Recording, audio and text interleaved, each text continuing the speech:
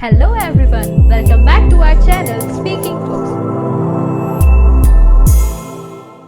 In today's video, we are going to talk about Girls Power. Our Sunday special is on Girls Power. We are going to show you how an Indian girl made billions in Singapore. Ankiti to be a first Indian woman founder CEO of Unicorn. Let's meet the 27-year-old said to be India's first woman to co-found a $1 billion startup. Ankiti Bose is 27, a fashion junkie, and on course to become the first Indian woman to co-found a $1 billion startup. In 4 short years, she has grown her Southeast Asian e-commerce site Zilingo into a global platform with more than 7 million active users. With rapidly expanding investor following, the startup's latest cash injection in February 2019 valued the business at $970 million. And to think, it all started with a shopping trip to Thailand. It was 2014 and Ankiti was on holiday with her friends in Bangkok. They were in this market called Chatuchak. She said, referring to the capital's iconic weekend market with more than 15,000 stalls and some 11,500 independent merchants. It is the largest weekend market in the world. She was like, wow, this stuff should be online, but they just couldn't sell online as they don't know how to sell online. That was the inception, said the CEO. Bose want to make these small merchants to become big as the big brands are decreasing their market. Zilingo is headquartered in Singapore and helps independent fashion and lifestyle retailers sell directly to the consumers. Founding a fashion empire, Bose decided to do something about it and created an online marketplace to aggregate the region's independent retailers and help them sell online.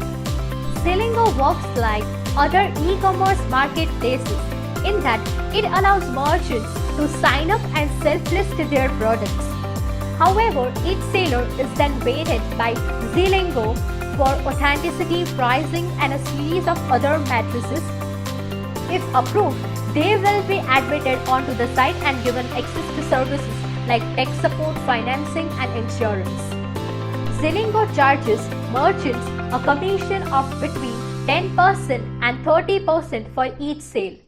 Her meeting with tech minds. Bose was scouting for investment in Southeast Asian markets like Indonesia and Philippines for Sequoia Capital India in late 2014 when she met Kapoor in Bengaluru. He was working as a software engineer at gaming studio Kiwi. Ankiti, who has already worked at McKinsey in Mumbai, said that while evaluating investment in Southeast Asia, she saw that a higher number of women participate in the workforce, giving them higher disposable incomes. Ankiti Bose as CEO of Zilingo and Dhruv Kapoor as co-founder and chief technology officer connected together and manage a fashion empire together, named as Zilingo. Unlike the Indian market where players like Flipkart, which owns Myntra and Jabong, and Amazon India, beside a slew of well-funded fashion portals like LimeRoad and Vunique existed, there were no players surviving the Southeast Asian market. The duo figured they have complementary skill sets and started Zilingo.com in early 2015 as a consumer-facing fashion portal looking to bring bazaars of Southeast Asia online.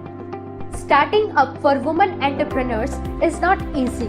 Last year, India ranked at 52, just ahead of Iran, Saudi Arabia, Algeria, Egypt, and Bangladesh on the 57 country list of MasterCard Index for women entrepreneurs. Among other major startup ecosystems, the USA is ranked in the top 5, while China is in top 30.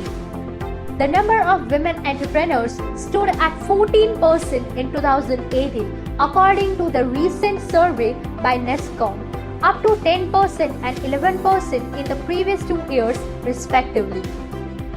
So, the company built a set of tools connecting these fortunes to logistics services, helping them get loans and insurance beside analytics.